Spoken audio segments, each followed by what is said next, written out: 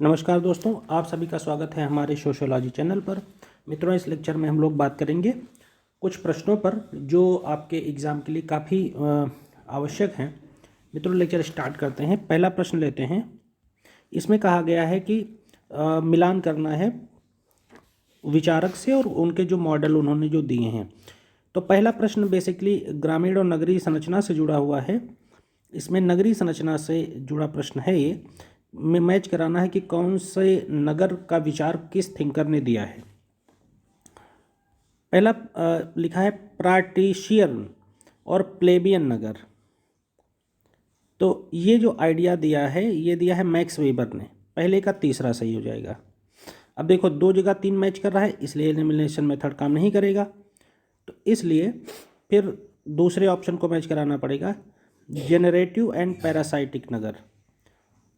ये मैच करता है मित्रों पहले से, होजलिट्स का दिया हुआ है। मेरा लेक्चर आप पीछे देखेंगे तो उसमें आपको मिलेगा। फिर तीसरा जो कोटेशन है आर्थोजेनेटिक और हेट्रोजेनेटिक नगर के बारे में, तो ये कोटेशन है मिल्टन सिंगर का। और पूर्व औद्योगिक नगर और औद्योगिक नगर का कंसेप्ट है जोबर्ग का। ये जीजोबर्ग लिखा है, ये बेसिकली जोबर्ग हैं। तो इस तरीके से विकल्प डी सही हो जाता है।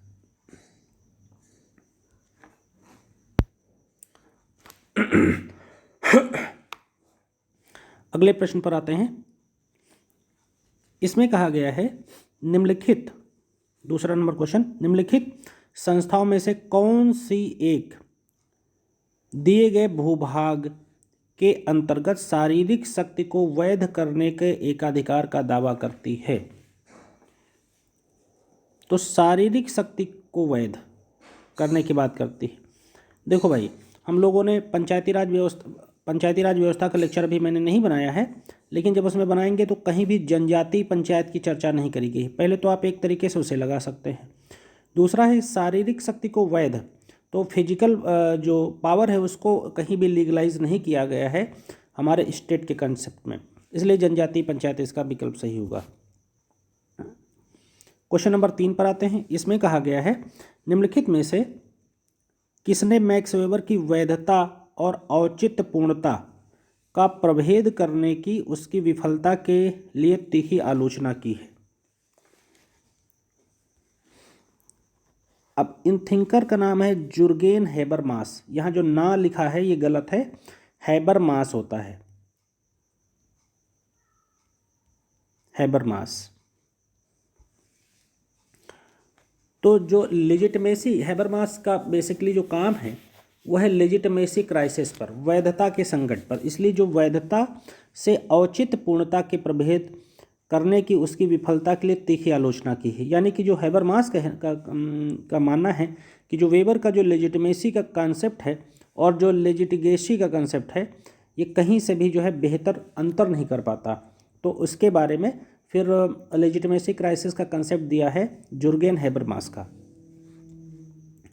अगला प्रश्न है, एक जनजाति प्रमुख उपयोग करता है। पहला ऑप्शन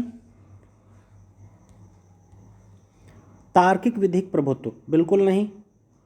करिश्माई प्रभुत्व, बिल्कुल नहीं। जादुई प्रभुत्व, बिल्कुल नहीं। परंपरागत प्रभुत्व को प्रयोग करता है। यहाँ ये जादुई का शब्द जादू टोना वाले से नहीं बल्कि करिश्मेटिक से है, जिसके बारे में टी.के. उमन बात करते हैं। जैसे Nelson Mandela, Gandhi, Martin Luther junior king, ये लोग करिश्मेटिक पावर के जो है फाउंडर रहे हैं। चौथे प्रश्न पर आते हैं। इसमें कहा गया निम्नलिखित में से किसने जनजाति आत्मसात्करण की प्रक्रिया की व्याख्या करने के लिए जनजाति जाति सातत्य प्रतिरूप प्रस्तुत किया। अब मैंने आपको भी पीछे एक लेक्चर में अपने बताया है कि सुरजीत सिन्हा जनजाति जाति सातत्य की बात करते हैं, यानी ट्राइबल कास्ट कॉन्टिनम की बात करते हैं। जनजाति और जातियों के बीच में जो एक तरीके से बीच की स्थिति है। मेरा लेक्चर आप पीछे देखिए, सबसे ज़्यादा प्रश्न आपको मिलेंगे। अगला आइडिया है, ओसवाल्ड स्पेंगलर ने विश्व की 8 सभ्यताओं के उत्थान पतन का विवेचन किया है। उनके द्वारा निम्नलिखित में से किसका विवेचन नहीं किया गया है? मेसोपोटामिया का विवेचन नहीं किया गया है। ये प्रश्न भी रिपीटेड प्रश्न है। अभी मैं थिंकर्स पर नहीं आया हूँ, वहाँ जब आएंगे तो ये लेक्चर आएगा। मैं बता देता हूँ, स्पेंगलर एक रेखी सिद्धांतकार है, रेखी सिद्धांतकार है।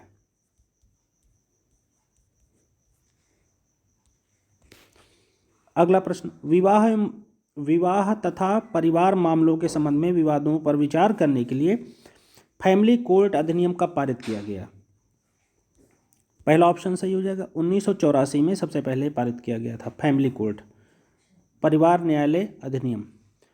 अगला प्रश्न, समाज के विभिन्न निम्नलिखित प्रकारों में से किस एक का एल्विन टॉफलर ने प्रयोग किया?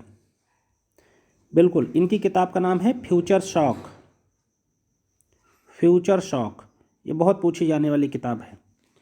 तो ये फ्यूचर शॉक की बात करते हैं उत्तर औद्योगिक समाज में।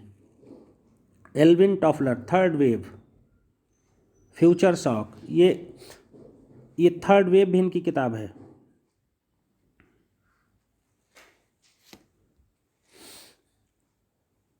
और उत्तर औद्योगिक समाज कैसे समाज होते हैं? वे समाज जिसमें आधुनिकता और परंपरा को साथ में पिरोया जाता है, वो पोस्ट मॉडर्न सोसाइटीज होती हैं।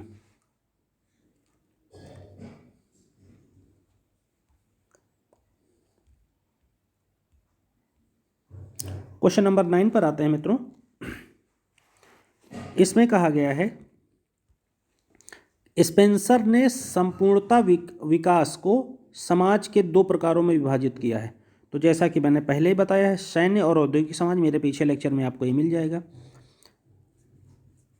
सैन्य और औद्योगिक समाज के रूप में विभाजित किया है। अगला, यह विचार कि सामाजिक संरचना में भूमिका जाल क्रम प्रतिरूपों के माध्यम से समझा जा सकता है, यह किसने प्रतिपादित किया है? SF नैडेल ने प्रतिपादित किया। अभी थिंकर्स पर नहीं आए हैं, जब SF नैडेल, मैलिनोवस्की, रेडक्लिफ ब्राउन इन सबको पढ़ाएंगे तो वहाँ ये सब प्रश्न आपके आसानी से क्लियर हो जाएंगे। अगला क्वेश्चन 11 नंबर, त्रिगुण समय की अवधारणा किसने दी? कि मतलब कि अवधारणा का संबंध किससे है? तो ये जनसंख्या के अध्ययन से है। त्रिगुण समय की अवधारणा का संबंध जनसंख्या के अध्ययन से है। ये डायरेक्ट आपको याद करना पड़ेगा, अभी ये इजी कंसेप्ट नहीं है। अगला 12 नंबर, 1991 की जनगणना के अनुसार राज्यों में किस राज्य की जनसंख्या का घनत्व तो सबसे कम है? अरुणाचल प्रदेश में, यहाँ 17 लोग रहते हैं प्रति वर्ग किलोमीटर। और सबसे ज़्यादा कहाँ रहते हैं? संघ शासित प्रदेशों में, दिल्ली में। और सामान्य राज्यों में जनसंख्या घनत्व तो सबसे ज़्यादा कहाँ है? तो बिहार में है। यहाँ पर दिल्ली में करीब 11,000 से ज़्यादा लोग रहते हैं और बिहार में रहते हैं 1106 लोग प्रति वर्ग किलोमीटर। अगला, अनुच्छेद 17 किससे जुड़ा हुआ है? तो भाई ये जुड़ा हुआ है अस्पृश्यता से, अस्पृश्यता के उन्मूलन से। कानून था 1955 का और इसे 1976 में और अपडेट किया गया, 1976 में, ये याद रखिएगा।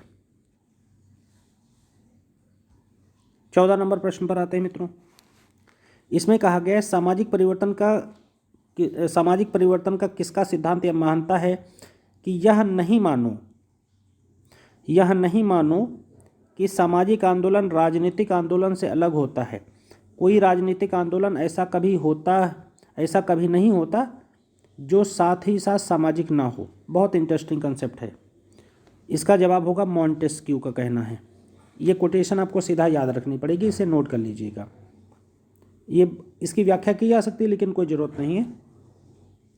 15 नंबर प्रश्न पर आते हैं। ट्रोबियान्ड आइलैंड का अध्ययन किसने किया? बिल्कुल, तो ट्रोबियान्ड आइलैंड की अर्थव्यवस्था का अध्ययन मैलिनोवस्की ने किया। अगला, पॉलिटिक्स ऑफ द कुला रिंग, ये भी उसी तरीके का प्रश्न है। मैलिनोवस्की ने यहाँ पर अध्ययन किया था, यानी कि वो जो है विनिमय व्यवस्था और सामाजिक संबंधों के बारे में अध्ययन करते हैं कि कैसे सामाजिक संबंध समाज में देखने को मिलते हैं अलग अलग जगहों पर। तो देखते हैं कि जो कुला रिंग का मतलब है कि एक तरीके से रिंग को गिफ्ट में देना और बदले में फिर जो है जब आपके यहाँ कोई ओकेज़न पड़ता है, कोई प्रोग्राम होता है, तो आपके यहाँ भी उसी तरीके की चीज़ें मिलेंगी। क्वेश्चन नंबर 17 पर आते हैं। 2 ऑप्शन दे रखे हैं, निम्नलिखित पर विचार करो। पाकिस्तान, भारत, इंडोनेशिया, बांग्लादेश। मुस्लिम जनसंख्या के आधार पर कह रहे हैं कि क्रम में लगाओ, तो इसका जो जवाब होगा सी होगा। सबसे ज़्यादा मुस्लिम जनसंख्या इंडोनेशिया में है, ये याद रखिएगा। अगला 18 नंबर प्रश्न पर आते हैं। इसमें कहा गया, निम्नलिखित में से किसने कहा कि संपत्ति की वृद्धि उसी अनुपात में होता है जिस अनुपात में निर्धनता। बहुत इंटरेस्टिंग कंसेप्ट है। एंजल्स ने कहा था ऐसा। एंजल्स कौन थे? कार्ल मार्क्स के फ्रेंड थे। इन्होंने निगेशन ऑफ निगेशन का कंसेप्ट दिया था, निषेध का निषेध, निषेध का निषेध। ये मैं बातें बता रहा हूँ, इनको आप लोग नोट करते चलें। निषेध का निषेध कंसेप्ट दिया था। और पॉवर्टी ऑफ फिलॉसफी बुक भी लिखी थी। अगला 19 नंबर प्रश्न पर आते हैं। इसमें कहा गया है कि एक दलित जाति का व्यक्ति मांसाहारी भोजन खाना छोड़ देता है और अनुष्ठानिक उपासना को अपनाता है। निम्नलिखित में से कौन सा एक व्यवहार सर्वोत्तम रूप से वर्णित होता है? बहुत अच्छा प्रश्न। मैंने संस्कृतिकरण आप लोगों को बताया था, वही है कि उच्च जाति के जैसे जीवन संस्कृति को अपनाना। संस्कृतिकरण देखो आ गया। किसका कंसेप्ट दिया हुआ है कमेंट करके आप बताइए। 20 नंबर पर आते हैं। मार्क्स के अनुसार निम्नलिखित में से प्रकृति पर मनुष्य की क्रिया के लिए कौन कौन से लक्षण हैं या लक्षण होना चाहिए?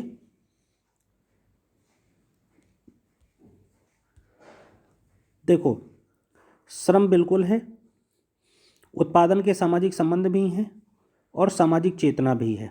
3 हैं। प्रकृति पर मनुष्य की क्रिया के कौन कौन से लक्षण हैं? श्रम है, उत्पादन के सामाजिक संबंध है और सामाजिक चेतना है। ये 3 प्रयोग होते हैं।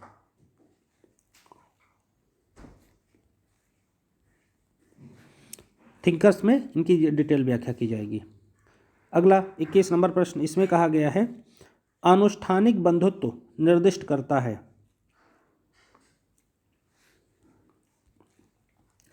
विधिक रूप से परिभाषित विवाह संबंध नहीं, अनुष्ठानिक बंधुत्व है। एक दूसरे से रक्त के आधार पर संबंधित नहीं, प्रक्रियात्मक सामाजिक संबंध नहीं, अनुष्ठानों के माध्यम से एक दूसरे से संबंधित रिश्तेदारी कि जो प्रोग्राम होते हैं उनसे जब जुड़ते हैं तो इसे दुर्खिम सामाजिक एकता के रूप में भी बताता है। अगला प्रश्न 22 नंबर क्वेश्चन, इसको जाने देते हैं। 1991 के आधार पर पूछा है, अभी ऐसा प्रश्न नहीं पूछा जाएगा।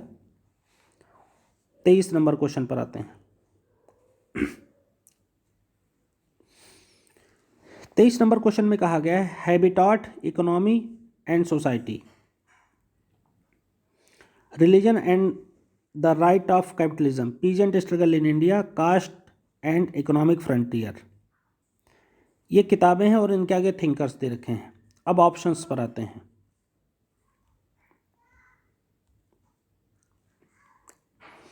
तो इसका पहला ऑप्शन सही होगा, पहले का चौथा, बी का तीसरा, सी का दूसरा, डी का पहला। वापस चलते हैं। है पहले का चौथा, बी का तीसरा, सी का दूसरा, डी का पहला। इनमें इंडिविजुअल बुक्स भी पूछ ली जाती हैं और आपको वैसे भी मैच द फॉलोइंग भी देते हैं। ये किताब बहुत पूछी जाती है, caste and the economic frontier, F G. Bailey की बुक है। इन्होंने बीसी पारा का अध्ययन किया था। ए.आर. देसाई, इनकी बुक का नाम है भारतीय राष्ट्रवाद की सामाजिक पृष्ठभूमि। टॉनीज, ये वही टॉनीज हैं जो जेमिन साफ्ट, जेसल साफ्ट की बात करते हैं। और डी फोर्ड, जिन्होंने उत्तर और आधुनिक समाज की बात करी है।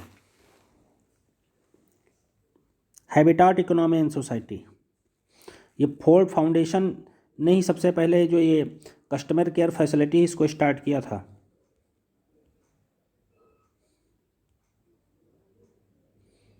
अगले प्रश्न पर आते हैं मित्रों। इसमें कहा गया, लेविरेट क्या है? पत्नी को के जीवित होते हुए किसी व्यक्ति को अपनी पत्नी की बहन से विवाह करना गलत, दूसरा गलत, तीसरा गलत।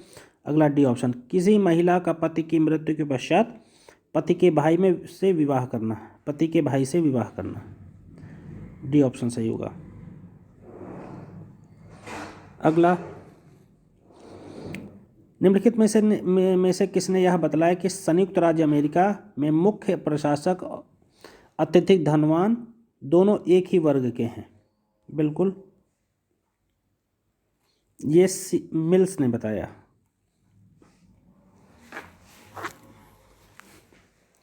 26 नंबर पर आते हैं।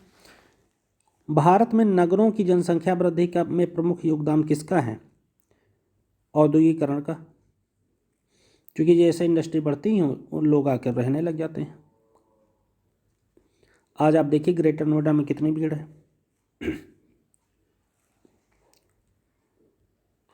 अगला, निम्नलिखित में से कौन सा कथन गलत है? सामाजिक स्तरीकरण का अर्थ वही है जो सामाजिक विभेदीकरण का है। बिल्कुल गलत। सामाजिक स्तरीकरण अलग है, सामाजिक विभेदीकरण अलग है। विभेदीकरण वर्गीय आधार पर हो सकता है, स्तरीकरण अलग अलग सभी प्रकार के आधारों पर हो सकता है। जो ये जियोलॉजी से लिया हुआ टर्म है स्तरीकरण का। पहला ऑप्शन गलत है। 28, इस पे आते हैं। इसमें लिखा है कामगारों की अगले उच्चतर स्तर में स्थानांतरित होने की बढ़ती हुई जनसंख्या को आधुनिक औद्योगिक समाज की विशेषता माना गया। इस प्रक्रिया को क्या कहते हैं? बुर्जुआकरण। बुर्जुआकरण का मतलब है एक तरह सरल भाषा में पूंजीपतिकरण, यानी लगातार वैसे बनना। 29 नंबर प्रश्न पर आता है मित्रों। इसमें कहा गया है मिलान करने के लिए भील को मिलाना है तीसरे से और बी को मिलाना है चौथे से, सी को मिलाना है दूसरे से और डी को मिलाना है पहले से। अब देखो जो भील जनजाति है वहाँ पर बहुपत्नी प्रथा पाई जाती है कि एक व्यक्ति एक से अधिक पत्नियाँ रख सकता है। टोडा जनजाति ये आपको देखने को मिलेगी कर्नाटक में, और यहाँ पर बहुपति पाए जाते हैं, एक से अधिक ज़्यादा पति, एक महिला के एक से ज़्यादा पति। खासी जनजाति मातृवंशी है। खासी गारो जयंतिया मेघालय में ज़्यादा पाई जाती जनजाति, वहाँ पिता की नहीं बल्कि महिला के परिवार में अहम भूमिका होती है। और ओराव जनजाति ये पितृसत्तात्मक है, यहाँ पिता की परिवार में भूमिका प्रमुख होती है। ऑप्शन डी सही हो गया। अगला 4 ऑप्शन दे रखे हैं और इनको मिलान कराना है। आगे पेज पे देखते हैं केरल, मध्य प्रदेश, उत्तर प्रदेश, पंजाब के बारे में क्या दे रखा है। 1991 की जनगणना के अनुसार दे रखा है, तो इसे जाने देते हैं। 1991 की जनगणना से प्रश्न नहीं पूछा जाएगा। 31 नंबर प्रश्न पर आते हैं। इसमें कहा गया है कि संघ ऐसे व्यक्तियों का समूह है जो विशिष्ट उद्देश्यों के लिए या उद्देश्यों के लिए संगठित होते हैं अथवा किसी मान्यता प्राप्त या संस्वीकृत कार्यप्रणाली अथवा व्यवहार द्वारा एकत्रित होते हैं। अब ये कोटेशन डायरेक्ट आपको याद रखनी है। मैकाइवर का ऐसा मानना है। 32 पर आते हैं। मिलान कराना है, कौन सा एक सही सुमेलित है? संस्कृतिकरण का कंसेप्ट एम एन श्रीनिवास ने दिया है, बिल्कुल। लघु एवं बृहत परंपरा मैके मैरियट का कंसेप्ट है।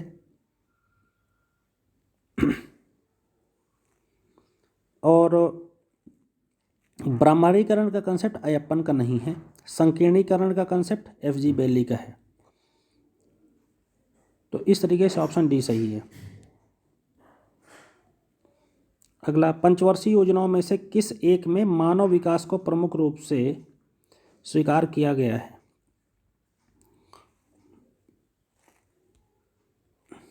आठवीं पंचवर्षीय योजना में। पंचवर्षीय योजनाओं का क्रम ये है 1951 से 56, 56 से 61, 61 से 66, फिर 3 वर्ष का गैप है, फिर 69 से 74, 74 से फिर 79, फिर 1 वर्ष का गैप है, फिर 80 से 85, 85 से 90, फिर 2 वर्ष का गैप है, फिर 92 से 97, फिर 97 से 2002, 2 से 7 तक, 7 से 12 तक, और 12 के बाद ये ख़त्म कर दी गई थी।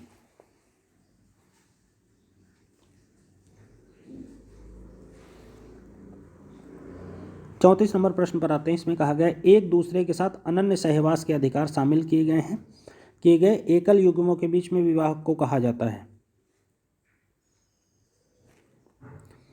दाम्पत्य मूलक विवाह। अगले प्रश्न पर आते हैं 35 नंबर क्वेश्चन पर। इसमें कहा गया है निम्नलिखित में से कौन सा कथन सही सुमेलित है। तो मुंडा गिटियोरा से संबंधित है, सही बात है। गोंड घोटुल से संबंधित हैं, ट्रोबियान यांकुमा तुला से जो संबंधित हैं, सी ऑप्शन सही हो गया।